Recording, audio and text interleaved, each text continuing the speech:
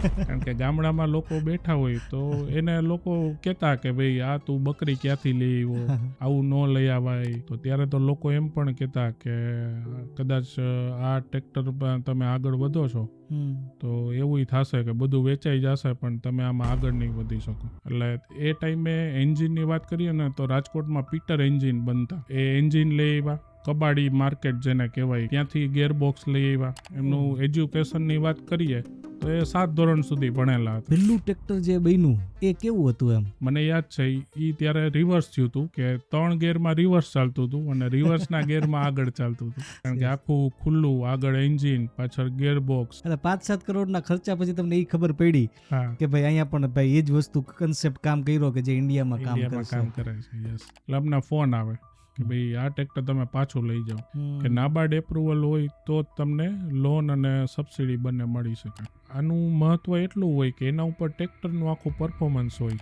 જેમ કાર અને 2 wheeler electric આવવા માંડ્યા એવી રીતે ટૂંક સમયમાં ટ્રેક્ટરમાં પણ ઇલેક્ટ્રિક ટ્રેક્ટર આવશે. સૌથી મોટી ચેલેન્જ તો એ હતી કે પૈસા, કારણ કે આ મોટી પ્રોડક્ટ પૈસા વગર તો બને નહીં. સતીશભાઈ મોવલિયા, એમની બ્રાન્ડનું નામ છે કેપ્ટન ટ્રેક્ટર્સ પ્રાઇવેટ લિમિટેડ. એમણે એક એવી વસ્તુ ઇન્વેન્ટ કરી જેને આજે લોકો મિની ટ્રેક્ટરના નામથી ઓળખે છે. કેપ્ટન ટ્રેક્ટર્સને અઢળક એવોર્ડ્સ મળેલા છે. ટ્રેક્ટરની પહેલી એવી બ્રાન્ડ હતી એક જ વર્ષમાં 2 વાર જેમને નેશનલ એવોર્ડ મળેલો હોય. ટોટલ 4 વાર જેમને નેશનલ એવોર્ડ મળેલો છે રિસર્ચ એન્ડ ડેવલપમેન્ટ માટે, એમની ઇનોવેટિવ ટેકનોલોજી માટે. આ સિવાય ઘણા બધા પ્રેસ્ટિજિયસ એવોર્ડ જેમને મળેલા છે અને જેમણે પોતાની બ્રાન્ડને 75થી વધુ દેશમાં સક્સેસફુલી ગ્રો કરેલી છે. એવા સતીશભાઈ મોવલિયા આજે આપણી સાથે છે. સો આપણે વધુ ટાઈમ ના લેતા સ્ટાર્ટ કરીએ આજનું કન્વર્ઝેશન.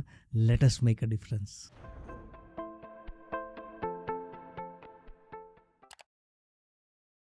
સો સતીશભાઈ, કોઈએ આ પોડકાસ્ટ અત્યારે જોવાનું ચાલુ કરેલું હોય તો શા માટે એણે આપણી વાતને પૂરી સાંભળવી જોઈએ અને શું વેલ્યુ મળશે? યસ કવિનભાઈ, એને એટલે જોવું જોઈએ કે જ્યારે કોઈ ન્યૂ કોન્સેપ્ટ હોય કે જે પ્રોડક્ટ માર્કેટમાં અવેલેબલ જ ન હોય, એને કેવી રીતે ગ્લોબલ લેવલ સુધી પહોંચાડી શકાય. એક નાના ખેડૂતના મગજમાં આવેલા વિચારને એ કેવી રીતે ગ્લોબલ કંપની તરીકે કન્વર્ટ થઈ શકે, એ બધા પ્રશ્નોના જવાબ આ પોડકાસ્ટમાંથી એમને મળી શકશે. સતીશભાઈ, આપણી બ્રાન્ડ છે મિની ટ્રેક્ટર સાથે કનેક્ટેડ બ્રાન્ડ આપણે છે. તો મિની ટ્રેક્ટર આ જે શબ્દ છે એવું કહેવાય કે એના તમે પાયોનિયર છો. તો એ સ્ટોરી એને થોડુંક એક્સપ્લેઇન કરો કે કઈ રીતે મિની ટ્રેક્ટરનો જન્મ થયો. મિની ટ્રેક્ટરની વાત કરીએ ને તો આજે જે નાના ખેડૂતો છે જેની પાસે 2 કે 3 એકર જ જમીન છે, ઇન્ડિયાની વાત કરીએ તો ઇન્ડિયામાં એ ટાઈપના 80% ખેડૂતો છે કે જેની પાસે 4 એકર જ જમીન છે. તો એ કાં તો બળદથી ખેતી કરતા અને જે મોટા ખેડૂતો છે એ મોટા ટ્રેક્ટરો રાખતા. તો મિની ટ્રેક્ટર છે એ બેયની વચ્ચેનું છે કે ભાઈ મિની ટ્રેક્ટર આવતા બળદય ન રાખવા પડે અને મોટું ટ્રેક્ટરે ન રાખવું પડે. બળદ જે કામ કરે એ પણ મિની ટ્રેક્ટરથી થાય છે અને મોટા ટ્રેક્ટર જે કામ કરે એ પણ આ મિની ટ્રેક્ટરથી થાય છે. એટલે આમ જુઓ તો ખેડૂતો માટે વન સ્ટોપ સોલ્યુશન જેવું કહી શકાય. ઓકે, તો આ પહેલી વાર જ્યારે આઈડિયો આવ્યો કે ભાઈ એવું એક ટ્રેક્ટર બનાવીએ કે જે આ બધા પ્રોબ્લેમનું સોલ્યુશન કરે, પછી એને એકચ્યુઅલ કેસમાં એક્ઝિક્યુટ કરવું એક ખેડૂત માટે, કારણ કે તમારી ફેમિલીમાં જ તમારા ફાધર, તમારા અંકલે જ આ કરીને બતાવ્યું. કારણ કે એક સામાન્ય વિચાર, ખેડૂતના મનમાં આવેલો વિચાર, જે રીતે આપણે વાત કરીએ ગ્લોબલ બ્રાન્ડ સુધી પહોંચાડવો એ એક બહુ લાંબી જર્ની હોય અને એમાં ઘણી બધી ચેલેન્જીસ પણ હોય. તો પહેલી વાર જ્યારે વિચાર આવ્યો ભાઈ નહીં એક નાનકડું ટ્રેક્ટર બનાવે કે જે 2 લિમિટેશન, 2ની બળદગાડાની લિમિટેશનને ઓવરકમ કરે અને મોટા ટ્રેક્ટરની લિમિટેશનને ઓવરકમ કરે, તો એક્ઝિક્યુશન કેટલું ડિફિકલ્ટ હતું એમ? એ સમયે હું વાત કરું છું 1994માં. તો ત્યારે જ્યારે પહેલી વખત વિચાર આવ્યો તો એ મગજમાં વિચાર હતો, જેને કહેવાય ને એક સ્કેચ લેવલથી સ્ટાર્ટ કરવાનો હતો, 0 લેવલથી. તો સૌથી મોટી ચેલેન્જ તો એ હતી કે પૈસા, કારણ કે આ મોટી પ્રોડક્ટ પૈસા વગર તો બને નહીં. ત્યારે પૈસા અવેલેબલ નહોતા, ખાલી મગજમાં એક સારો વિચાર હતો કે આવું કંઈક આપણે કરી શકીએ. અને પછી જ્યારે એને એક્ઝિક્યુટ કરવાનું સ્ટાર્ટ કર્યું તો એને લગભગ 1.5 થી 2 વર્ષ તો ખાલી અમારે એક્ઝિક્યુટ કરતા એમને લાગ્યો હતો. કારણ કે એ સમયે કંઈ માર્કેટમાં એવું બેન્ચમાર્ક હતું જ નહીં કે ભાઈ આ પ્રોડક્ટ છે તો એના ઉપરથી આપણે કંઈક આઈડિયા લઈએ. કારણ કે એ પ્રોડક્ટ માર્કેટમાં હતી જ નહીં, એટલે સાવ ઝીરોથી સ્ટાર્ટ કરવાનું હતું. તો ત્યારનો એ મને સમય યાદ છે કે રોજ એ લોકો ફેક્ટરીએ જતા, જે વિચાર આવે એ પ્રમાણે થોડું ટ્રાયલ એન્ડ એરર જેને કહેવાય ને, એ આખા કોન્સેપ્ટથી આખો મિની ટ્રેક્ટરનો જન્મ થયો. એટલે એ ટાઈમે એન્જિનની વાત કરીએ ને તો રાજકોટમાં પીટર એન્જિન બનતા, પીટર એન્જિનનું હબ કહેવાતું રાજકોટ. તો એ એન્જિન લઈ આવ્યા. કબાડી માર્કેટ જેને કહેવાય કે જ્યાં સ્ક્રેપની બધી વસ્તુ મળતી હોય, જૂના વ્હીકલ, જૂના વાહનની વસ્તુ મળતી હોય, ત્યાંથી ગેરબોક્સ લઈ આવ્યા અને ધીમે ધીમે ટ્રેક્ટર બનાવવાનું શરૂ કર્યું. અને ત્યાં લેવલનું હતું કે ભાઈ ટ્રેક્ટર એક વખત ઊભું થઈ ગયું, એને 1.5-2 વર્ષ લાગ્યા. પણ જ્યારે કમ્પ્લીટ ટ્રેક્ટર થયું ત્યારે જનરલી ટ્રેક્ટર એવું હોય કે 3 ગેરમાં આગળ ચાલે અને 1 ગેરમાં રિવર્સ ચાલે. મને યાદ છે એ ત્યારે રિવર્સ થયું હતું કે 3 ગેરમાં રિવર્સ ચાલતું હતું અને રિવર્સના ગેરમાં આગળ ચાલતું હતું. તો આખો જેને કહેવાય ને ઝીરોનો આઈડિયા નહોતો, અને સોરી આઈડિયા હતો પણ એને એક્ઝિક્યુટ કેવી રીતે કરવું ને એ કંઈ નોલેજ નહોતું. અને એ લોકો 7 ભણેલા હતા. એમનું એજ્યુકેશનની વાત કરીએ તો એ 7 ધોરણ સુધી ભણેલા હતા. જનરલી આ ટાઈપની એન્જિનિયરિંગ પ્રોડક્ટ હોય તો સારા એન્જિનિયર કદાચ ઘણી વખત એમાં આ બનાવવા માટે ટૂંકા પડતા હોય, એનો મગજ પણ ત્યાં ઊભો રહી જતો હોય. તો એક 7 ધોરણ ભણેલા વ્યક્તિ કેવી રીતે કરી શકે એ આખું એ લોકોએ કરીને બતાવ્યું. એટલે ઇમ્પોર્ટન્ટ એ છે કે ભાઈ તમે તમારું વાય ક્લિયર હોય, શા માટે તમે કરવા માંગો છો, તમે તમારું પેશન હોય કોઈ પણ આઈડિયા પાછળ. તો જે ચેલેન્જીસ તમે વાત કરી, તો પહેલું ટ્રેક્ટર જે બન્યું એ કેવું હતું એમ? તમે તો ના સાક્ષી બન્યા છો, કારણ કે ઓબ્વિયસલી ટ્રેક્ટર જેવું ડાયરેક્ટ તો કદાચ નહીં લાગતું હોય, કારણ કે તો મિની હતું અને જોવામાં વિચિત્ર લાગતું હશે. તો એ એક્સપિરિયન્સ કેવો હતો ને કેવું બન્યું હતું એમ? એ ત્યારની વાત કરીએ તો એકચ્યુઅલ જે ઇન્ડિયા જેના માટે ફેમસ છે, જુગાડ ટેકનોલોજી જેને કહેવાય. કારણ કે આખું ખુલ્લું, આગળ એન્જિન, પાછળ ગિયરબોક્સ અને એક હાઇડ્રોલિક ટ્રેક્ટરમાં આવે તો પાછળ હાઇડ્રોલિક. તો એ આખું બહુ ઇનિશિયલ લેવલે, અને પહેલું ટ્રેક્ટર જ્યારે બન્યું ત્યારની જે આખી હેપીનેસ હતી એ આખી અલગ જ હતી. કારણ કે 2-3 વર્ષ R&D કરીને પછી પહેલું ટ્રેક્ટર સક્સેસ બન્યું હતું. અને મેં કીધું એમ આખું જે રિવર્સમાં આગળ ચાલતું હતું અને આગળમાં રિવર્સ ચાલતું હતું, અને ટૂંકમાં એ આખી જે હેપીનેસ હતી અલગ હતી. અને ટૂંકમાં જેને કહેવાય ને કે જન્મદાતા હોય તો જેમ માં બાળકને જન્મ આપે ને જેવી ખુશી થાય, એવી જ અમારા પરિવારમાં ને એ લોકોને, મારા ફાધરને ને એવી ખુશી હતી એમ. તો માની લો કે ટ્રેક્ટર બની ગયું, ફોર એક્ઝામ્પલ બહુ મોટું માઇલસ્ટોન અચીવ કરી નાખ્યું, ભાઈ આપણે જે બનાવવા માંગતા તે બની ગયું, પછી શું ચેલેન્જ મોટી હતી? પછી સૌથી મોટી ચેલેન્જ એ હતી કે આ ટાઈપનું ટ્રેક્ટર માર્કેટમાં હતું જ નહીં, અને આ ખેડૂતોની પ્રોડક્ટ. એટલે ખેડૂતો કોઈના ઉપર ભરોસો કરે નહીં જનરલી. એનો માઇન્ડસેટ એવો હોય કે ભાઈ જ્યાં સુધી પોતે જોવે નહીં અથવા તો માર્કેટમાં એ વસ્તુ હોય નહીં, એટલે એના ઉપર ભરોસો કરવો એના માટે બહુ જ ડિફિકલ્ટી કહેવાય, અઘરી વાત કહેવાય. તો અમારા માટે સૌથી મોટી ચેલેન્જ એ હતી કે ભાઈ એ ખેડૂતોના મગજમાં મિની ટ્રેક્ટર ચાલે એ બેસાડવું.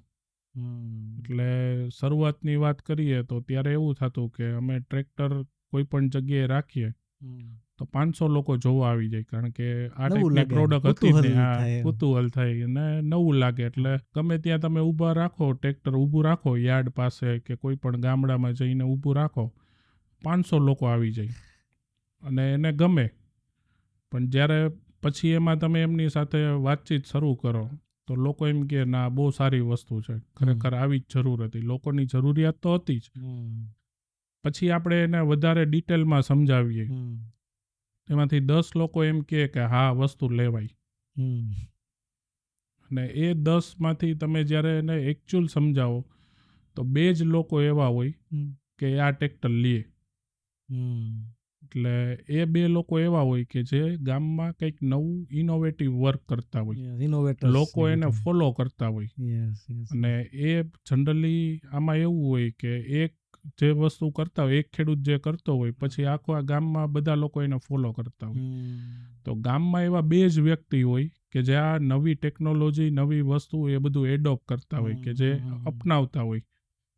તો એ જે 2 લોકો છે એ અમારા કસ્ટમર બનતા હોય, અને એ 2 લોકોને અમે સમજાવી ને ટ્રેક્ટર જનરલી ત્યારે આપતા. એટલે એ લોકોને કંઈક નવું ગામમાં લઈ જવું હોય, એને નવી ટેકનોલોજી એડોપ્ટ કરવી હોય, તો એ અમારા કસ્ટમર બનતા.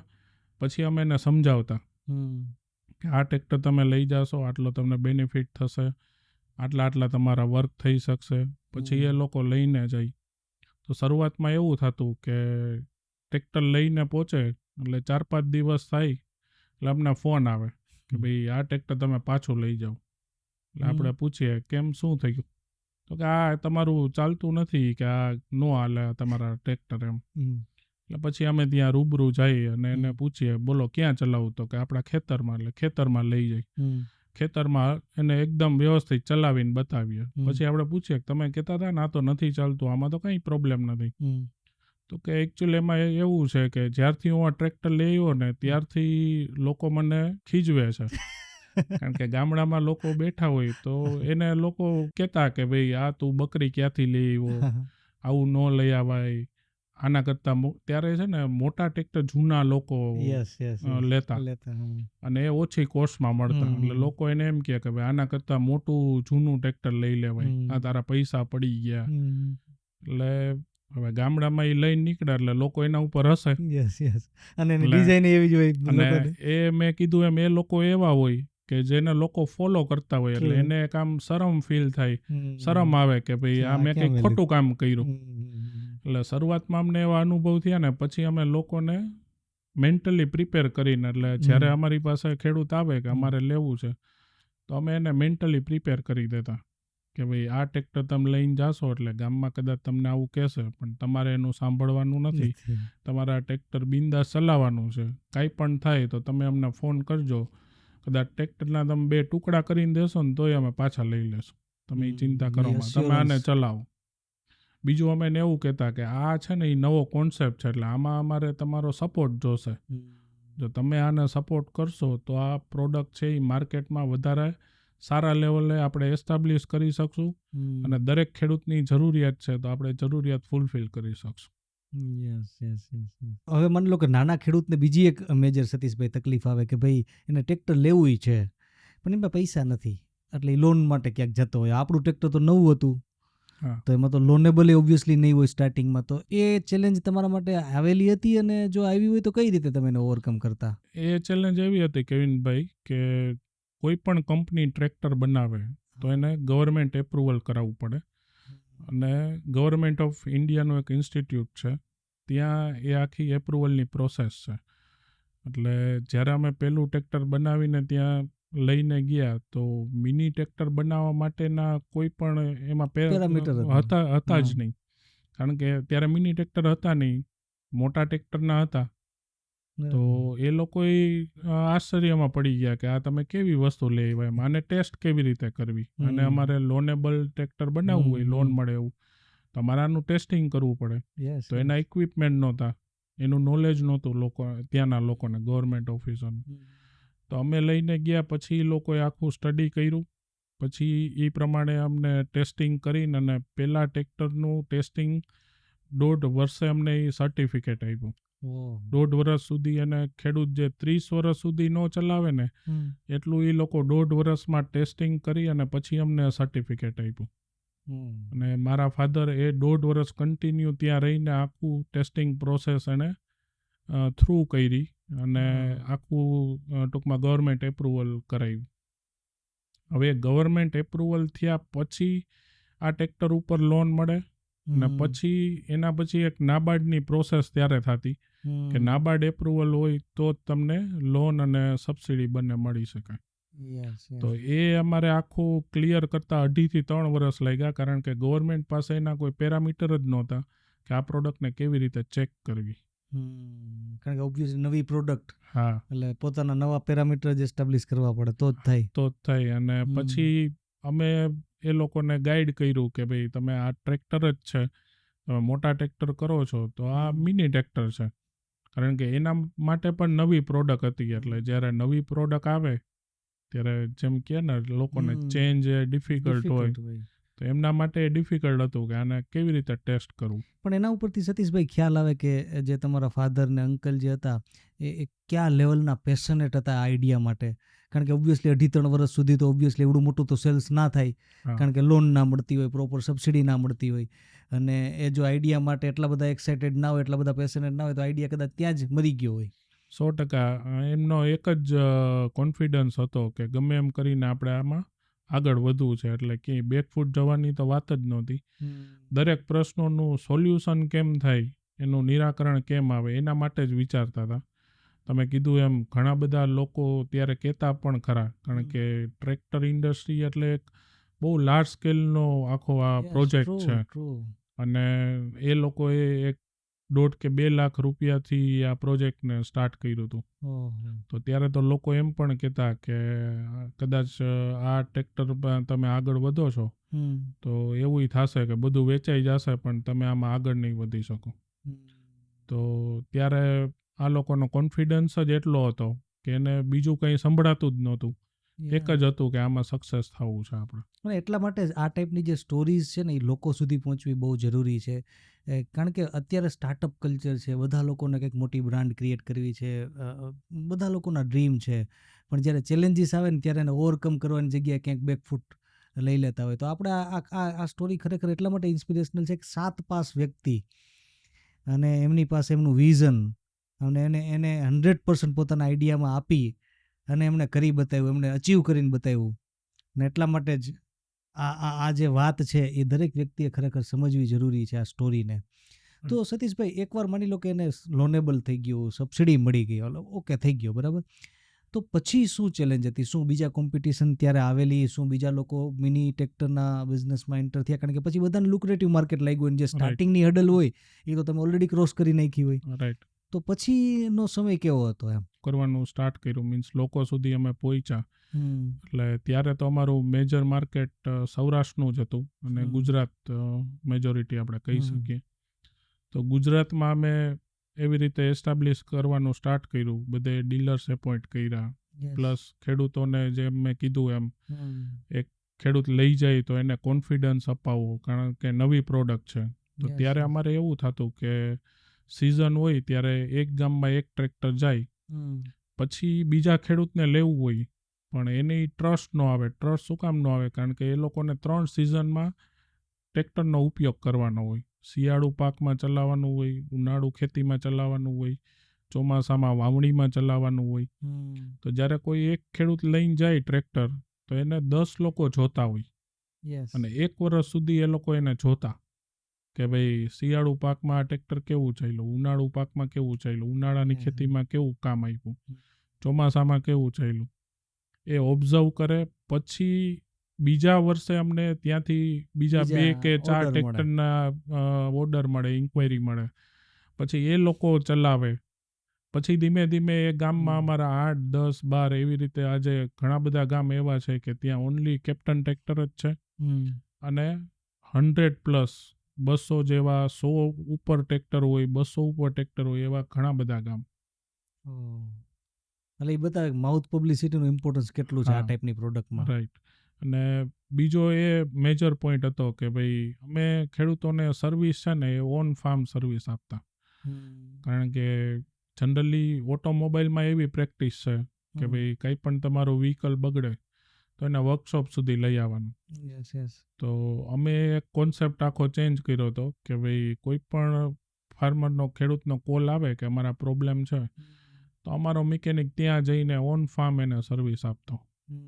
અને આજની તારીખમાં આપણે ઓન ફાર્મ સર્વિસ જ આપીએ છીએ કે ખેડૂત એક ફોન કરે એટલે તરત ત્યાં અમારા મિકેનિક જઈને અને એને રિપેર કરી દે. તો જ્યારે તમે આ પહેલી વાર આ કન્સેપ્ટ ચાલુ કર્યો ત્યારે બીજી કોઈ કંપની આ ટાઈપની સર્વિસ ન આપતી? ના, જનરલી ત્યારે આખો એવો ટ્રેન્ડ હતો કે ભાઈ ટ્રેક્ટર કે કોઈ પણ વાહન બગડે તો એનું જે વર્કશોપ હોય ત્યાં લઈ જવાનું. પણ આપણે આખું નવું સ્ટાર્ટ કર્યું અને લોકોને કમ્ફર્ટ ફીલ થયું, તો હવે ઘણી બધી કંપનીઓ એવી રીતે સર્વિસ આપવા માંડી આપણને જોઈને.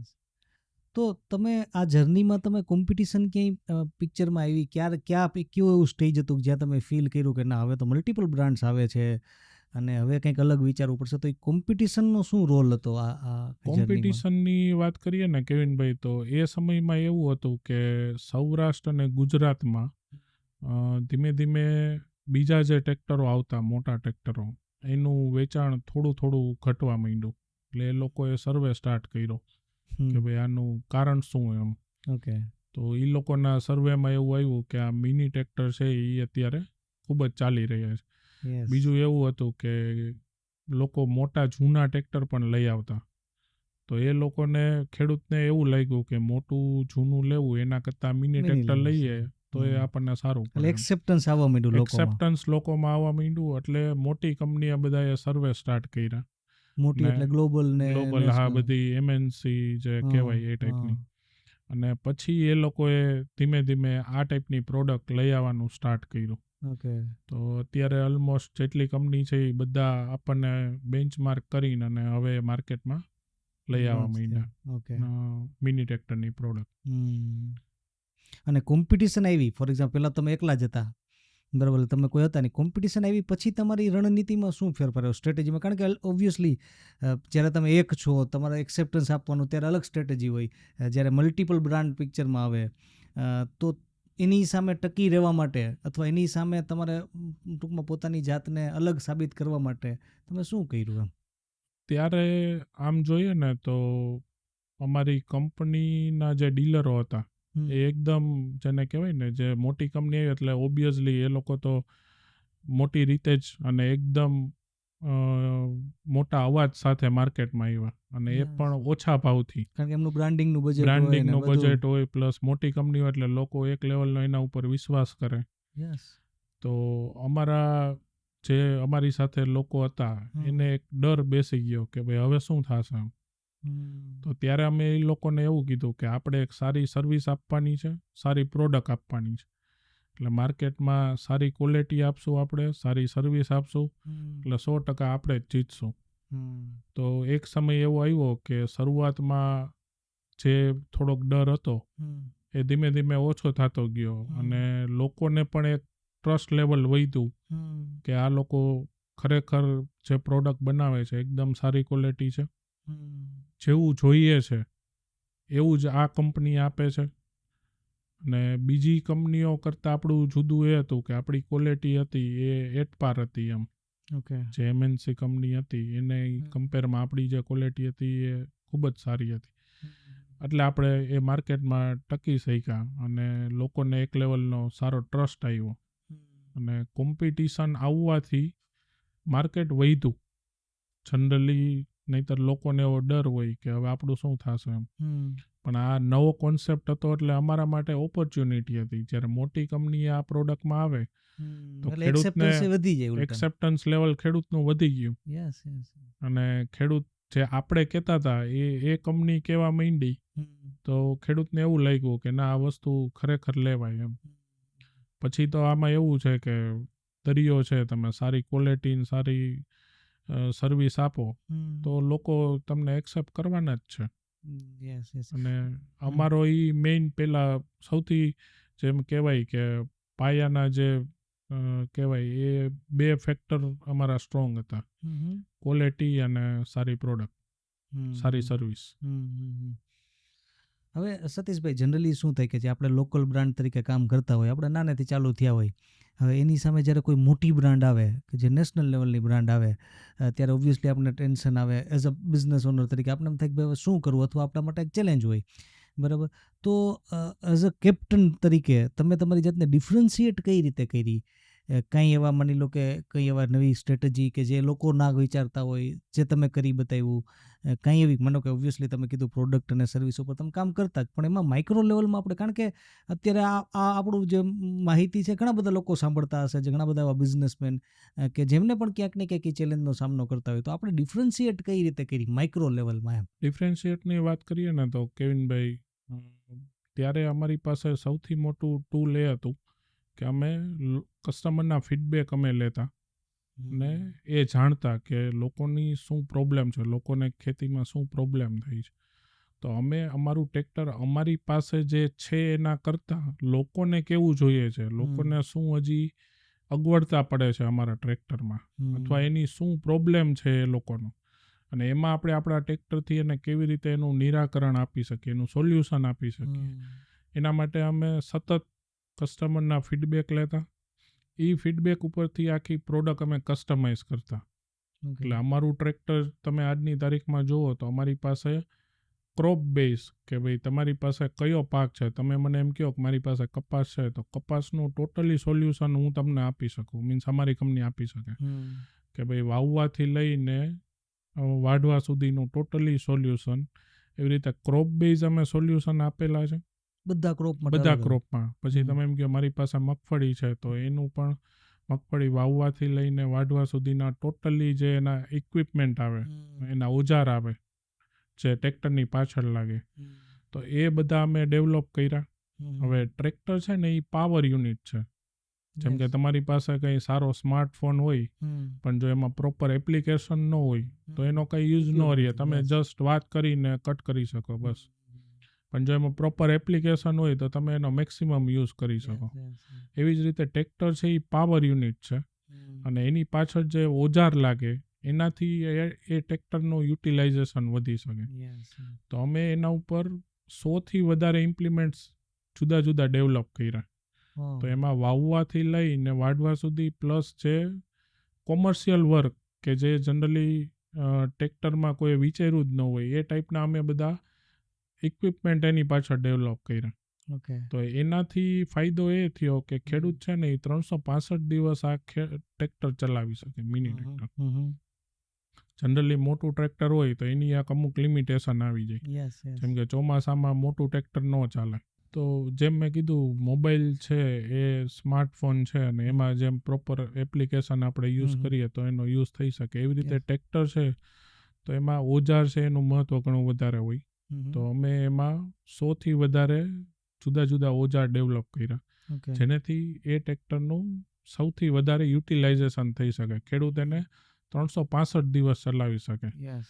દાખલા તરીકે મોટું ટ્રેક્ટર હોય તો એની અમુક લિમિટેશન છે. ચોમાસાની ખેતી કરવી હોય તો એ મોટા ટ્રેક્ટરથી જનરલી ઓછી પોસિબલ થાય, ત્યારે મિની ટ્રેક્ટર જ જોઈએ. તો અમે વાવવાથી લઈને વાઢવા સુધીના ટોટલી ઓજાર આની ઉપર ડેવલપ કર્યા.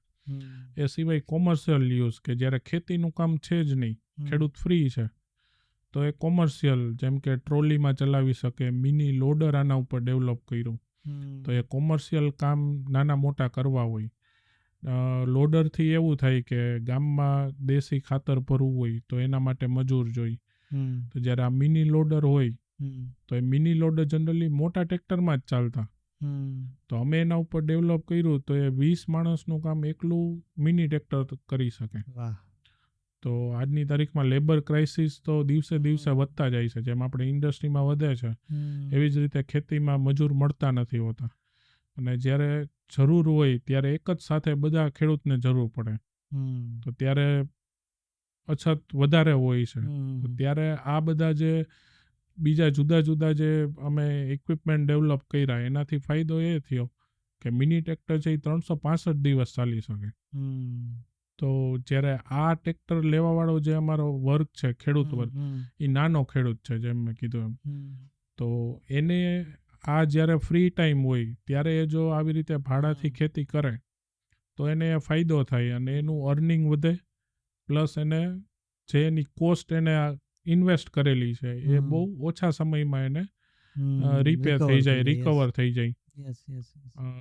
એમાં પણ જનરલી લોકો લોન લેતા હોય, તો લોનની વાત કરીએ તો આમાં મિની ટ્રેક્ટરમાં NPA જે થતું હોય છે એ બહુ જ ઓછું, 0% હોય છે. કારણ કે મેં તમને કીધું એમ, એ લોકો જુદા જુદા કામ કરીને અને એની ઇન્કમ જ એટલી હોય કે આમાં ક્યારે NPA થતું જ નથી હોતું. એ સમજવા જેવી વાત છે સતીશભાઈ, કે એક સાઈડમાં કરોડો રૂપિયાની લોન લીધી હોય, હજારો કરોડોની ડિફોલ્ટ થઈ જાય, બીજી બાજુ એક ભારતનો નાનો ખેડૂત કે જે 1.5-2 લાખની લોન લેતો હોય એમાં NPA ઓલમોસ્ટ 0 હોય, તો એ બતાવે કે કયા લેવલનું ડેડિકેશન છે.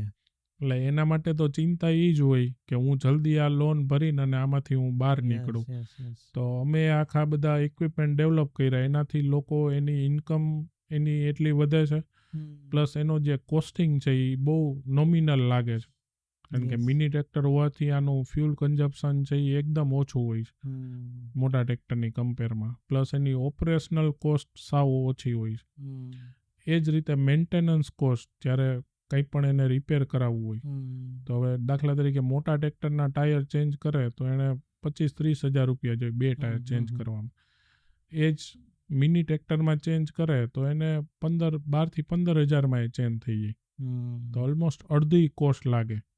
ઇવન 5 વર્ષ પછી જ્યારે એને એન્જિન ઓવરઓલ કરાવવું હોય, એન્જિન આખું એને રિપેર કરાવવું હોય તો મોટા ટ્રેક્ટરનું એન્જિન એ ખોલે તો 1,00,000-1.25 લાખ સુધીનો ખર્ચો થતો હોય. જ્યારે આમાં છે તો એ 30-40 હજારમાં આખું એન્જિન ઓવરઓલ થઈ જાય. એટલે એની ઇન્કમ વધે છે અને સામે એનો જે કોસ્ટ છે એ ઘણી ઓછી થતી છે, ઓછી થતી હોય છે. એટલે ટૂંકમાં તમે ક્રોપ બેઝડ સોલ્યુશન આપ્યું અને નાની નાની વસ્તુને કસ્ટમાઇઝ કરી દીધી કે ભાઈ દરેક પ્રોબ્લેમ છે તો એનું સોલ્યુશન, અને કઈ રીતે નવી ઓપોર્ચ્યુનિટી જે કદાચ ખેડૂતે ના વિચાર કર્યો હોય એના માટે એક નવી ઓપોર્ચ્યુનિટી કરી. Crop base plus area wise, જેમ કે હવે તો મહારાષ્ટ્રનો ખેડૂત છે તો એની જરૂરિયાત જુદી છે. તો અમે એ મોડેલ એવું બનાવ્યું કે મહારાષ્ટ્રના ખેડૂત કે જે ગ્રેપ્સના ને એના વાવેતર હોય છે, દ્રાક્ષના વાવેતર, તો એના હોર્સ પાવર વધારે જોતા હોય, પાવર વધારે જોતો હોય તો એનું મોડેલ અલગ છે. સાઉથ છે તો ત્યાંનું મોડેલ અલગ છે. તો એરિયા વાઇઝ પણ તમે અલગ અલગ વેરિયન્ટ બનાવ્યા. એરિયા વાઇઝ ક્રોપ બેઝ અલગ અલગ વેરિયન્ટ્સ આપણે ડેવલપ કરેલા, પ્લસ ડિફરન્ટ ઇમ્પ્લિમેન્ટ્સ. ઓકે. અને ટૂંકમાં સ્ટેટ વાઇઝ જે છે તો એના માની લો કે મહારાષ્ટ્રમાં પર્ટિક્યુલર ક્રોપ થાય છે તો એના ઇક્વિપમેન્ટ ઓબ્વિયસલી અલગ રહેવાના, તો એ તમે ડિઝાઇન કરેલા. હા, એ પણ કરેલા છે. પ્લસ મેં કીધું એમ કોમર્શિયલ ઇક્વિપમેન્ટ ડેવલપ કરેલા છે. એટલે ખેડૂત 365 દિવસ આને ચલાવીને અને એનું યુટિલાઇઝેશન કરી શકે. અને બીજી જે ગ્લોબલ બ્રાન્ડ કહી શકાય એ લોકો એનું આ લેવલનું માઇક્રો પ્લાનિંગ આઈ થિંક નહીં કર્યું. અમારે કેવું હતું કે આ કોન્સેપ્ટ નવો હતો, એટલે મોટા ટ્રેક્ટરના ઓજાર ત્યારે માર્કેટમાં અવેલેબલ હતા, પણ મિની ટ્રેક્ટરની જ્યારે વાત કરીએ તો ખેડૂત પાસે બીજો કોઈ ઓપ્શન નહોતો. તો આનું મહત્વ એટલું હોય કે એના ઉપર ટ્રેક્ટરનું આખું પરફોર્મન્સ હોય. ઇક્વિપમેન્ટ, જો ઇક્વિપમેન્ટ પ્રોપર હોય તો એનું ટ્રેક્ટરનું પરફોર્મન્સ સારું આવે. હવે જો એ ખેડૂત માર્કેટમાંથી લે તો ઘણી વખત એની ડિઝાઇનમાં કંઈ ચેન્જ આવે તો એની ઇફેક્ટ ટ્રેક્ટર ઉપર પણ આવી શકે. તો એ ધ્યાનમાં રાખીને અમે બધા આના ઇક્વિપમેન્ટ ડેવલપ કરેલા હતા જે તે સમયે. અને અમારી એક જ કંપની એવી છે કે જે ટ્રેક્ટર અને એના ઇક્વિપમેન્ટ પોતે બનાવે છે. જનરલી બીજી કંપની હોય છે તો એ બહારથી લેતી હોય અથવા ખેડૂત પોતે પોતાની રીતે લઈ લેતા હોય. પણ અમારી કંપની છે તો એ અમારા ટ્રેક્ટરને મેચિંગ બધા ઇમ્પ્લિમેન્ટ્સ અમે ખુદ જાતે જ બનાવીએ છીએ. ઓકે. એનાથી તમે દરેક વસ્તુને માઇક્રો લેવલ પર કંટ્રોલ કરી શકીએ અને આપણે પરફોર્મન્સ સારું આપી શકીએ ટ્રેક્ટરનું.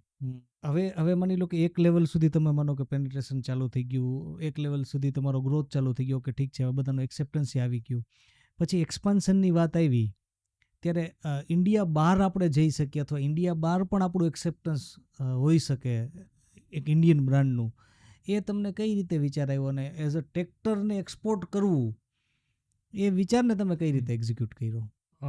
જ્યારે આ ટ્રેક્ટર આપણે ઇન્ડિયામાં તો ઓલરેડી પછી એક કોન્સેપ્ટ ડેવલપ થઈ ગયો એટલે એક્સેપ્ટન્સ આવવા માંડ્યું હતું. એ જ સમયે બહારથી જ્યારે લોકો ઇન્ડિયામાં આવતા તો એ સ્ટડી કરતા, તો ત્યારે આપણને ઘણા બધા એવા લોકો આવતા આપણી ફેક્ટરીએ વિઝિટ કરવા કે ભાઈ અમારે પણ આ ટ્રેક્ટર જોઈએ છે. તો એમાં આફ્રિકા, યુરોપ, એશિયા એ બધા કન્ટ્રીના લોકો જ્યારે કોઈ ડેલિગેશન આવતું હોય અથવા તો આપણે કે એક્ઝિબિશનમાં ગયા હોય ત્યારે આપણે જોયું હોય, તો પછી અમે સર્વે કર્યું તો ખ્યાલ આવ્યો કે આ પ્રોડક્ટ ઇન્ડિયા માટે તો છે જ, પણ ગ્લોબલ લેવલે પણ એટલી જ મોટી જરૂરિયાત છે. તો એને ધ્યાનમાં રાખીને અમે એશિયા, આફ્રિકા, યુરોપ, અમેરિકા બધે હવે સ્ટાર્ટ કર્યું છે અને અત્યારે ઓલરેડી આપણા ટ્રેક્ટર બધા કન્ટ્રીઝમાં જાય છે.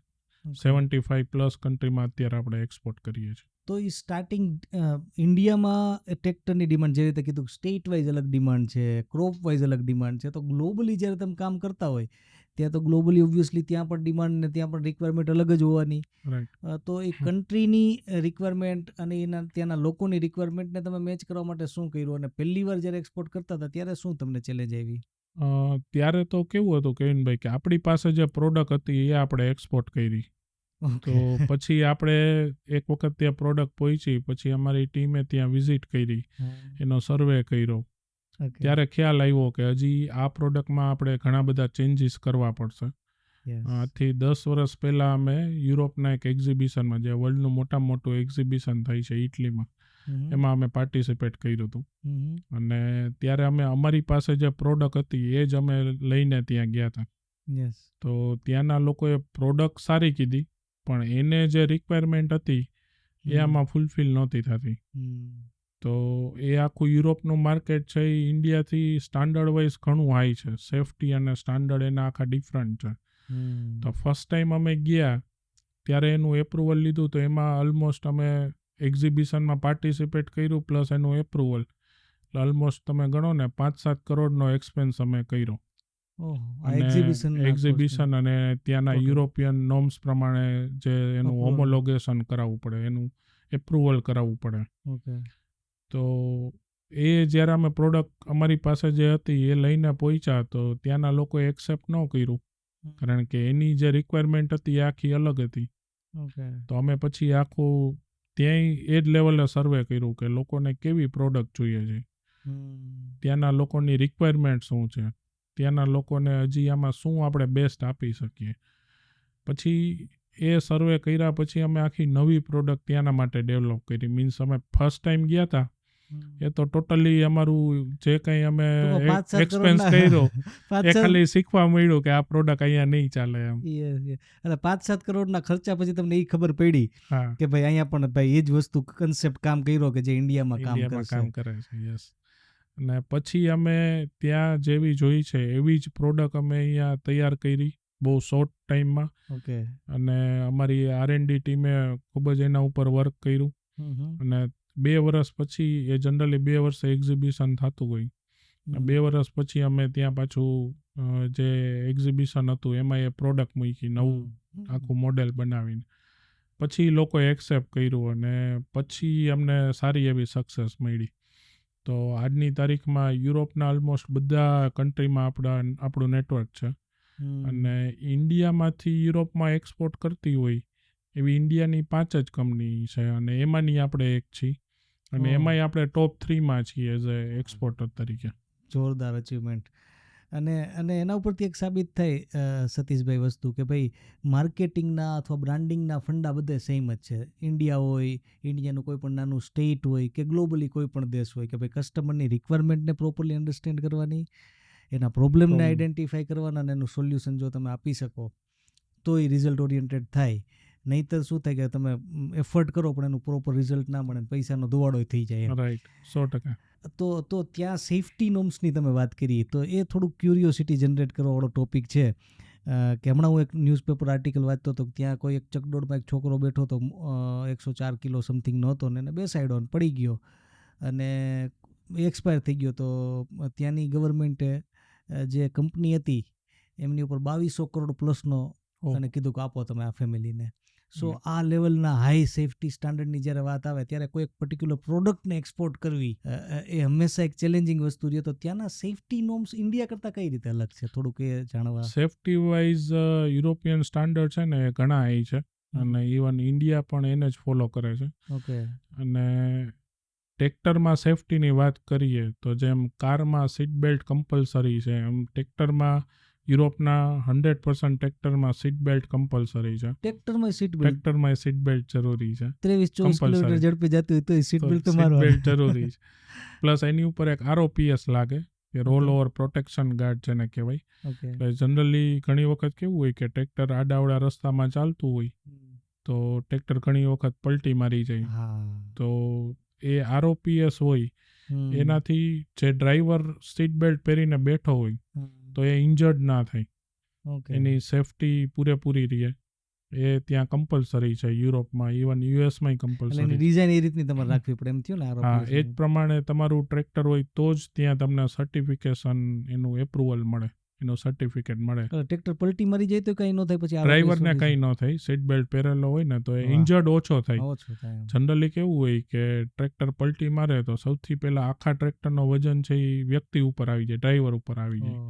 એટલે ઇન્ડિયામાં એવા કેસો બનતા જ હોય છે, પણ ઇન્ડિયામાં સેફ્ટી નોર્મ્સ હજી એટલા સ્ટ્રિક્ટ નથી જેટલા યુરોપમાં છે. તો યુરોપમાં તમારે કોઈ પણ પ્રોડક્ટ મીન્સ આ ટ્રેક્ટર મોકલવું હોય તો એમાં સીટ બેલ્ટ કમ્પલસરી છે, એનું ઉપરનું ROPS કમ્પલસરી છે, પ્લસ એમાં ઘણા બધા સેન્સર છે કે તમે ટ્રેક્ટર ઉપર બેસો પછી ટ્રેક્ટર સ્ટાર્ટ થાય. એ ટાઈપના સેફ્ટી નોર્મ્સ ઘણા બધા છે, જેથી કરીને ત્યાંના લોકોને જે સેફ્ટીના જે પેરામીટર છે એ આપણે ફૂલફિલ કરી શકીએ. અને તમે યુએસનું માર્કેટ જેવી રીતે જે રીતે યુરોપિયન માર્કેટ ચેલેન્જિંગ છે એવી રીતે તમે યુએસ અને કેનેડા આ માર્કેટ પણ કદાચ ઘણા બધા ચેલેન્જિંગ રહે, તો ત્યાંના સેફ્ટી નોર્મ્સ થોડા અલગ હોય યુરોપ કરતાં, અને કઈ રીતે એમાં ચેન્જીસ હોય? ત્યાં પોલ્યુશન વધારે સ્ટ્રિક્ટ છે આના કરતાં, એટલે અમે એના ઉપર પણ કામ કર્યું છે. અને સેફ્ટી નોર્મ્સ તો ડેફિનેટલી યુરોપ કરતાં તો વધારે જ છે, પણ અમે એ આખી પ્રોડક્ટ જ એ રીતે ડેવલપ કરી છે કે ત્યાંના જે પેરામીટર છે એ બધા અમારી પ્રોડક્ટ છે એ ફૂલફિલ કરે. અમારું ટ્રેક્ટરમાં એ બધા નોર્મ્સ છે એ ફૂલફિલમેન્ટ થાય પછી જ આપણે ત્યાં મોકલી શકીએ, એક્સપોર્ટ કરી શકીએ. અને કોસ્ટિંગ વાઇઝ ત્યાંના ટ્રેક્ટરને આપણા ટ્રેક્ટરમાં કેટલો ફેર પડતો હોય? કોસ્ટિંગ વાઇઝ ઘણો બધો ડિફરન્સ હોય છે, કારણ કે ત્યાંની જે પ્રોડક્ટ મીન્સ એ લોકોને જે ટ્રેક્ટર જોઈએ છે એને કોસ્ટ કરતાં એ જેમ વાત કરી એમ પોલ્યુશન અને સેફ્ટી પેરામીટર એ બહુ અગત્યના હોય છે. તો એ લોકો ત્યાં બહુ સજાગ છે એના માટે, એટલે એના માટે કોસ્ટ ચૂકવવા પણ તૈયાર હોય છે. અને કોસ્ટમાં ઓબ્વિયસલી ડિફરન્સ હોય જ છે, કારણ કે ઘણા બધા એમાં આપણે એડિશનલ વસ્તુ આપણે એમાં એડ કરવી પડતી હોય છે. એટલે એને ધ્યાનમાં રાખીને કોસ્ટ ઘણી વધારે હોય છે ત્યાંની. અને ત્યાંની લોકલ બ્રાન્ડ, કોઈ ટ્રેક્ટરની બ્રાન્ડ ને આપણી એક્સપોર્ટ કરતી બ્રાન્ડ, એ બેયમાં પ્રાઇસમાં કઈ ડિફરન્સ હોય? હા, ત્યાંની કોસ્ટ ઘણી, ત્યાંની જે કંપનીઓ છે એની કોસ્ટ ઘણી વધારે હોય છે. પણ જ્યારે ઇન્ડિયાની વાત કરીએ મીન્સ કે આપણી કંપનીની, તો આપણી કંપની એનાથી સારી પ્રોડક્ટ મીન્સ ત્યાં જે લોકલ બને છે એનાથી સારી પ્રોડક્ટ અને એનાથી ઓછી કોસ્ટમાં. તો આજે એ લોકો ઇન્ડિયન પ્રોડક્ટ ઘણા બધા લેવલે એક્સેપ્ટ કરવા માંડ્યા, અને આપણે આપણી જે ક્વોલિટી છે અને આપણી જે આખી પ્રોડક્ટ છે ત્યાંના માર્કેટને ધ્યાનમાં રાખીને, તો એ આખી ડિફરન્ટ છે અને લોકો એને 100% એક્સેપ્ટ કરે છે કે ભાઈ અમારી જે અહીંયા લોકલ બને છે એના કરતાં પણ તમારી પ્રોડક્ટ ઘણી સારી છે. અને આપણો એ ઓલવેઝ પેરામીટર રહ્યો છે કે આપણે ક્વોલિટી અને આપણી પ્રોડક્ટની ડ્યુરેબિલિટી એ હાઈએસ્ટ આપણે આપતા હોઈએ છીએ, અને એને કારણે જ આપણે ત્યાં એટલી બધી મોટી કોમ્પિટિશનમાં આપણે એન્ટર કરી શક્યા છીએ. તો કોઈ વ્યક્તિ, કોઈ બિઝનેસમેન છે કે જેને પોતાની બ્રાન્ડને, જેમની પાસે બ્રાન્ડ છે, મેન્યુફેક્ચરિંગ ફેસિલિટી છે, અને એમને પોતાની પ્રોડક્ટને એક્સપોર્ટ કરવી છે, જેમ તમે કીધું કે ઇન્ડિયામાં 5 જ કંપની છે કે જે યુરોપમાં એક્સપોર્ટ કરતી હોય, એમાંય આપણે ટોપ 3માં છીએ, તો તમારા એક્સપિરિયન્સ ઉપરથી જે લોકો એવા છે કે જેમને યુરોપમાં પોતાની પ્રોડક્ટને સપ્લાય કરવી છે, એક્સપોર્ટ કરવી છે, અથવા બીજા કોઈ કન્ટ્રીમાં કરવી છે, અને કઈ વસ્તુનું ધ્યાન રાખવું જોઈએ? સૌથી પહેલાં તો દરેક કન્ટ્રી તમે ચેન્જ કરો મીન્સ કોઈ પણ કન્ટ્રીમાં એક્સપોર્ટ કરો તો ત્યાંના લોકલ રૂલ્સ એન્ડ રેગ્યુલેશન એના જાણવા જોઈએ. પ્લસ ત્યાં કઈ ટાઈપની પ્રોડક્ટ ચાલે છે એનો સ્ટડી અને એનો સર્વે કરવો જોઈએ. અને જનરલી આ બધા કન્ટ્રીઝમાં એ પ્રોડક્ટના અલગ અલગ એક્ઝિબિશન થતા હોય છે. તો એ સારા એક્ઝિબિશનમાં પાર્ટિસિપેટ કરીએ તો એનાથી 100% આપણને એની ઇન્ફોર્મેશન મળે, અને આપણી પ્રોડક્ટ ત્યાં કયા લેવલે આપણે મૂકી શકીએ એનું એક આપણને સારો એવો આઈડિયા મળી જતો હોય છે. એટલે આપણે જે લોકો જેમની પાસે સારી પ્રોડક્ટ છે અને એ જો જે ઇન્ટરનેશનલ એક્ઝિબિશન્સમાં અગર પાર્ટ લે તો એ વર્થ ઇટ છે પૈસા, જે તમારા મત પ્રમાણે? 100% એ વર્થ છે, અને એ કન્ટિન્યુટી હોવી ખૂબ જ જરૂરી છે. સપોઝ આજે તમે કોઈ પણ એક એક્ઝિબિશનમાં પાર્ટિસિપેટ કરો છો તો તમે વન ટાઈમ કરશો તો એનો કદાચ બેનિફિટ નહીં મળે. કારણ કે ત્યાંના લોકો ઘણીવાર ઓબ્ઝર્વ કરતા હોય છે કે બહારની કંપની છે તો એને એ લોકો સ્ટડી કરતા હોય છે કે આ કેટલી વાર એક્ઝિબિશનમાં આવે છે, એની રિલાયબિલિટી શું છે, ટ્રસ્ટવર્ધીનેસ શું છે. તો એ બધું મેન્ટેન કરવા માટે તમારે કોઈ પણ એક સારા જે એક્ઝિબિશન હોય તો તો એમાં તમે વન ટાઈમ કરો છો એના કરતાં તમે જો કન્ટિન્યુ ત્યાં પાર્ટિસિપેટ કરો તો લોકોનું એક ટ્રસ્ટ લેવલ બિલ્ડ થાય છે અને લોકો તમને માર્કેટને વધારે સારી રીતે અને આપણને સારું નોલેજ મળે ને આપણે શું ચેન્જ કરવું આપણી પ્રોડક્ટમાં એ આપણને એક એક્ઝિબિશનમાંથી ઘણો બધો આઈડિયા મળતો હોય જેમ કે તમે વાત કરી ઓલરેડી 4-5 કરોડનો ખર્ચો થઈ ગયો તો એમ છતાંય એ સેમ એક્ઝિબિશનમાં બીજી વાર પાર્ટ લીધું ને પછી એક્સેપ્ટેબિલિટી આવી માર્કેટમાં. યસ સો એ કન્ટિન્યુટી, એ persistence, એ perseverance જે આપણે કહીએ એ બહુ જરૂરી. એટલે એમાં ઘણા બધા એક્ઝિબિશન થતા હોય પણ તમારે સિલેક્ટ કરવું જોઈએ કે તમારે કયું સારું છે ને કયા એક્ઝિબિશનમાં પાર્ટિસિપેટ કરવાથી તમને કયો બેનિફિટ એમાં વધારે મળી શકે.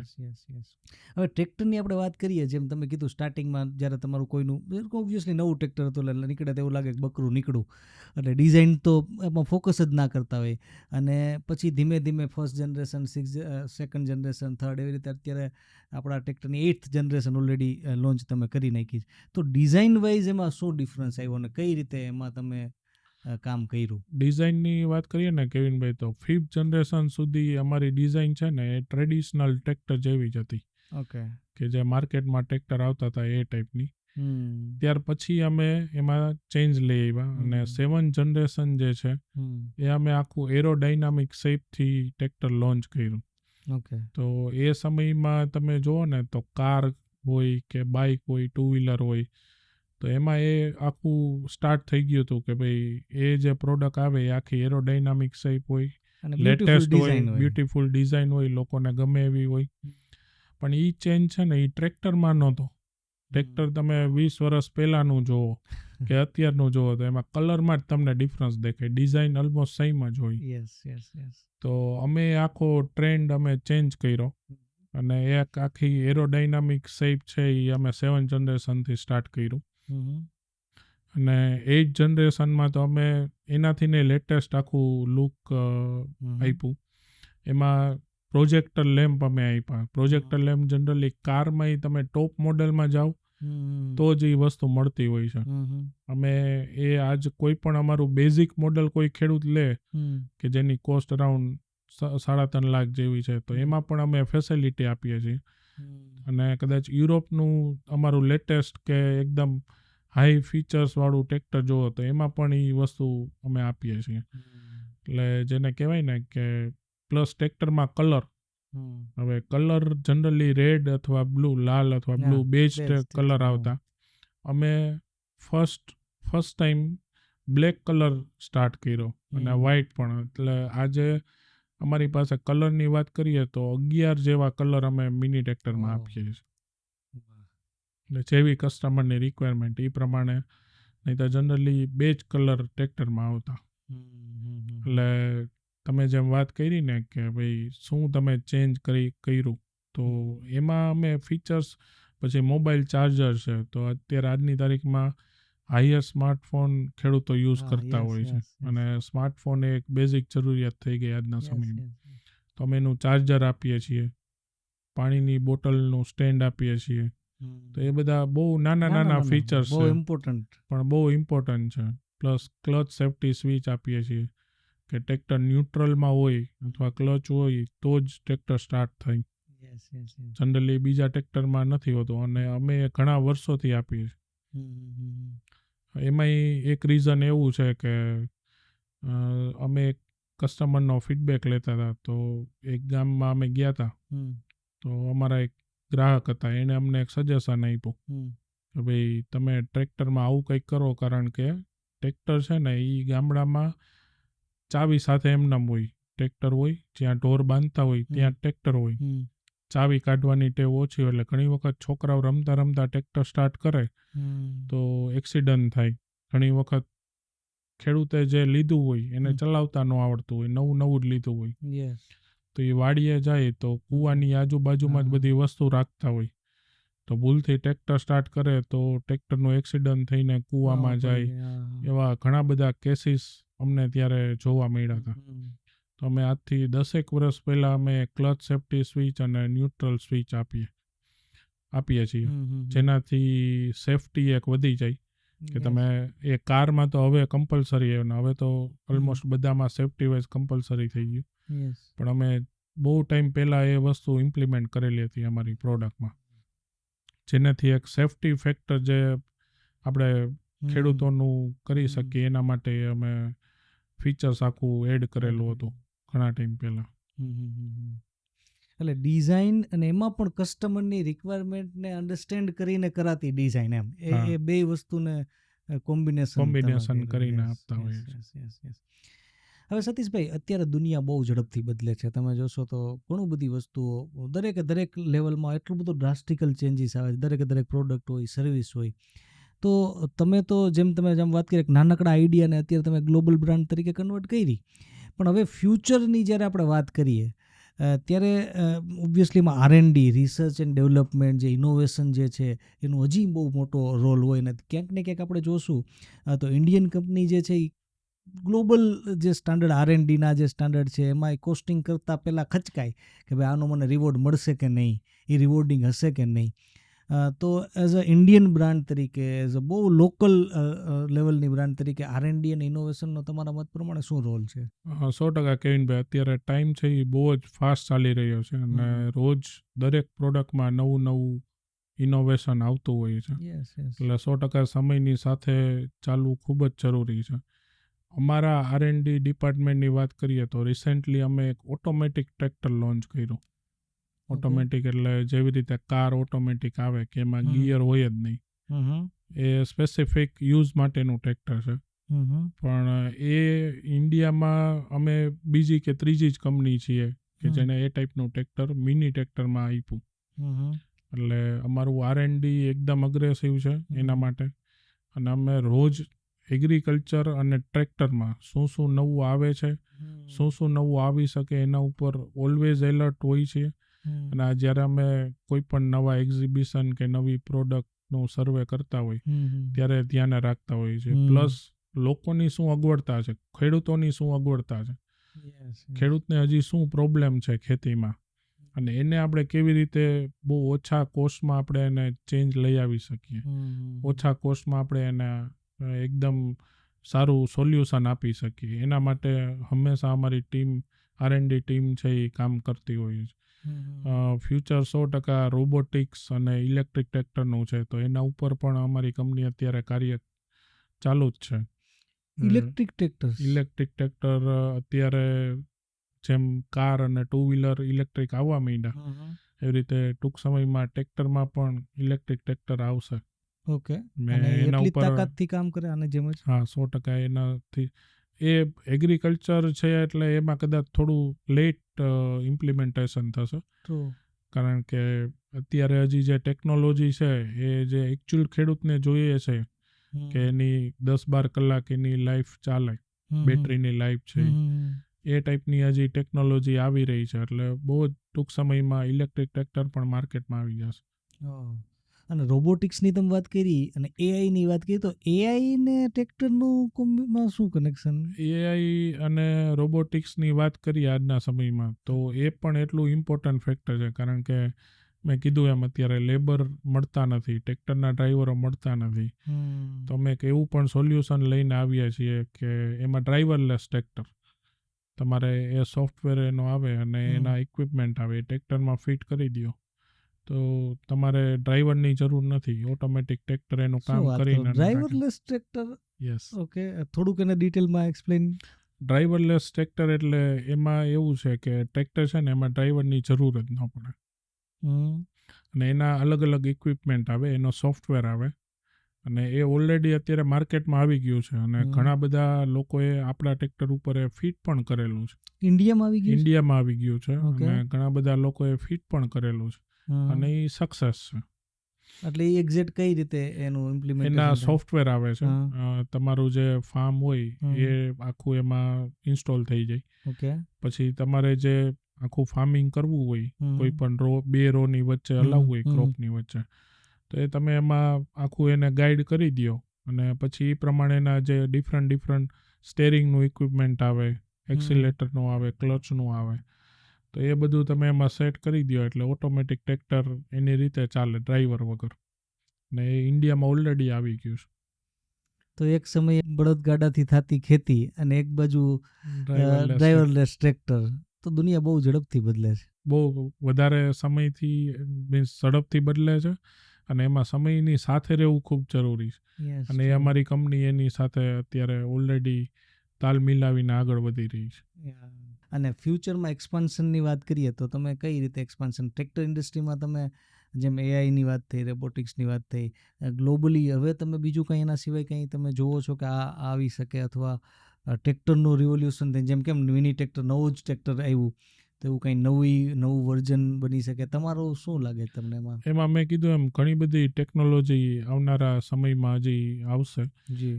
જેટલું અત્યારે માણસોથી મીન્સ લેબરથી કામ થઈ રહ્યું છે તો એને લેબરલેસ કેવી રીતે કરી શકાય એના Yes, ઉપર આવી શકશે. પ્લસ ઇલેક્ટ્રિક ટ્રેક્ટર એ ફ્યુચર ટેકનોલોજી છે. યસ પ્લસ રોબોટિક્સ છે.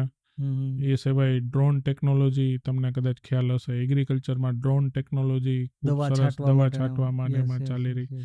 એટલે એગ્રીકલ્ચરમાં ટેકનોલોજીની વાત કરીએ તો આવનારા સમયમાં જે અત્યારે ખેતીમાં ઘણી બધી મુશ્કેલી પડે છે, લોકો Yes. એક દૂર ભાગી રહ્યા છે ખેતીથી, તો એ આખો બદલાવ આવશે કે લોકો ટેકનોલોજીથી સારામાં સારી અને મોટી ખેતી કરી શકશે. અત્યારે માણસોની જે તકલીફ છે હા, એને એમાંથી ઓછા માણસોથી વધુ કામ થઈ શકશે. અને એના ઉપર અત્યારે ઘણા બધા નવા ઇક્વિપમેન્ટ એવા આવી રહ્યા છે. ઓકે. ખેતીને છે ને એકદમ પ્રિસાઇઝ જેને કહેવાય ને એક્યુરેટ હજી કેમ થઈ શકે એના ઇક્વિપમેન્ટ આવી રહ્યા છે. અને એટલા જ ચેન્જીસ એ ટ્રેક્ટરમાં પણ આવશે, કારણ કે ઇક્વિપમેન્ટ એટલા પ્રિસાઇઝ આવશે તો ટ્રેક્ટરની પણ એ બી જરૂરિયાત રહેશે કે પ્રિસિઝન જે ઇક્વિપમેન્ટ હોય એ ટ્રેક્ટરમાં ચાલી શકે. તો ટ્રેક્ટરમાં પણ ઘણા બધા આવનારા સમયમાં ચેન્જીસ આવશે. તો સતીશભાઈ, આપણે થોડાક રેપિડ ફાયર ક્વેશ્ચન્સ લઈએ. ઓકે. તો ક્વિકલી જેનો તમારે જવાબ આપવાનો, જેને કારણે આપણે થોડુંક ખ્યાલ આવે કે ભાઈ તમે આ ઇન્ડસ્ટ્રીને કઈ રીતે, તમારો દ્રષ્ટિકોણ શું છે અને કઈ રીતે તમે જુઓ છો. So are you ready? Yeah sure. તો પહેલો એવો શબ્દ શું તમારા મનમાં આવે જ્યારે તમે મિની ટ્રેક્ટર શબ્દ સાંભળો? નાના ખેડૂતો. ઇન્ડિયા અને ઇન્ટરનેશનલ માર્કેટ કયું વધારે ચેલેન્જિંગ છે? બંને ચેલેન્જિંગ છે. મોસ્ટ મેમોરેબલ મોમેન્ટ કેપ્ટન ટ્રેક્ટરની હિસ્ટ્રીનું? એક જ મહિનામાં અમે 5 કોન્ટિનેન્ટમાં અમારા ટ્રેક્ટર એક્સપોર્ટ કર્યા હતા. એ અમારા માટે મેમોરેબલ મોમેન્ટ છે. ઓહો, એક જ મહિનામાં દુનિયાના 5 5. અલગ અલગ ખંડોમાં Yes. એક્સપોર્ટ. વાવ. એવો એક લેસન કે જે તમારા ફાધર પાસેથી તમને શીખવા મળ્યો? હાર્ડવર્ક. તમારી ગો ટુ સ્ટ્રેટેજી જ્યારે કોઈ ચેલેન્જ તમારી સામે આવે? Challenge always come with opportunity, so opportunity આપદા હોય મેં છે. અવસર. Yes. Favourite piece of farming technology? દરેક ખેડૂત હોય એના પ્રોબ્લેમ શું છે, એની અગવડતા શું છે, એના ઉપર વધારે જોતા હોઈએ છીએ. કસ્ટમર ફીડબેક કેટલું ઇમ્પોર્ટન્ટ છે? ઓવરરેટેડ છે કે બહુ જરૂરી છે? બહુ જરૂરી છે. તમને બિઝનેસની દુનિયામાં સૌથી વધારે ઇન્સ્પાયર કોણ કરે? ખેડૂતો. ગ્લોબલ માર્કેટની વાત કરીએ ત્યારે તમારું ફેવરેટ ગ્લોબલ માર્કેટ કયું છે ટ્રેક્ટર માટે? વર્લ્ડ આખું અમારા માટે ઇમ્પોર્ટન્ટ છે. અને એમાં યુરોપ કન્ટ્રી છે તો એ વધારે ઇમ્પોર્ટન્ટ છે. R&D અને માર્કેટિંગની વાત આવે તો તમે કેમાં વધારે સ્પેન્ડ કરવાનો વિચાર કરશો? બંને એટલા જ જરૂરી છે. ઓકે. જેવું ફેવરિટ ઇનોવેશન કે જે કેપ્ટન ટ્રેક્ટર ઇન્ટ્રોડ્યુસ કર્યું તમને બહુ ગમ્યું હોય? ટ્રેક્ટરની વાત કરીએ તો ફેવરિટ ઇનોવેશનમાં જે કોમર્શિયલ જે બધા ઇક્વિપમેન્ટ અમે ડેવલપ કર્યા એનાથી એગ્રીકલ્ચર સિવાયના પણ કામ થઈ શકે, એ સારા ઇનોવેશન છે અમારા. તમારી આખી બ્રાન્ડ છે, તમારી જે આખી ટીમ છે, એને એક શબ્દમાં તમારે મેન્શન કરવી હોય તો એ શબ્દ કયો હોય? Positive thinking. નાના ખેતર માટે કે મોટા ખેતર માટે ક્યાં ટ્રેક્ટર વધારે? બંને માટે. જ્યારે તમે કોઈ ફાર્મની વિઝિટ કરો ત્યારે એમાં ફેવરિટ પાર્ટ તમારો કયો છે? ખેડૂતોના પ્રોબ્લેમ્સ. જ્યારે તમે કોઈ ફાર્મની વિઝિટ કરો ત્યારે તમે શું ઓબ્ઝર્વ કરો? ખેડૂતોના પ્રોબ્લેમ્સ. એક એવી ઇમર્જિંગ ટ્રેન્ડ અથવા ટેકનોલોજી જે ટ્રેક્ટરની દુનિયામાં આવે છે જે તમને એક્સાઇટ કરે છે? Robotics tractors. ખેતી માટેનું તમારું ફેવરિટ રાજ્ય કયું ઇન્ડિયાનું? ઓબ્વિયસલી ગુજરાત. તમારા ફાધરની જે લેગસી છે એને તમે એક વર્ડમાં ડિસ્ક્રાઇબ કરવા માંગતા હોય તો એ વર્ડ કયો હોઈ શકે? હાર્ડવર્ક. ગ્રેટ. સો સતીશભાઈ, તમે જે રીતે ટૂંકમાં સિમ્પલ લેંગ્વેજમાં એક્સપ્લેન કર્યું કે ભાઈ કઈ રીતે એક નાનકડી બ્રાન્ડ ગ્લોબલ લેવલ સુધી પહોંચી શકે, કઈ રીતે લોકોના પ્રોબ્લેમ, આપણા કસ્ટમરના પ્રોબ્લેમને આઈડેન્ટિફાઈ કરીને એને જો આપણે રાઇટ વેમાં સોલ્યુશન આપતા જઈએ તો આપણે ગ્લોબલી રીચ કરી શકીએ. અને મને આશા છે કે જે વ્યક્તિ આપણા ડિસ્કશનને સાંભળ્યું હશે એમને પૂરી વેલ્યુ મળેલી હશે ને એવું એને કંઈક ને કંઈક એવો લેસન શીખવા મળેલો હશે કે જે એમની આંતરપ્રિન્યોરશિપની જર્નીમાં એમને ડેફિનેટલી હેલ્પફુલ થશે.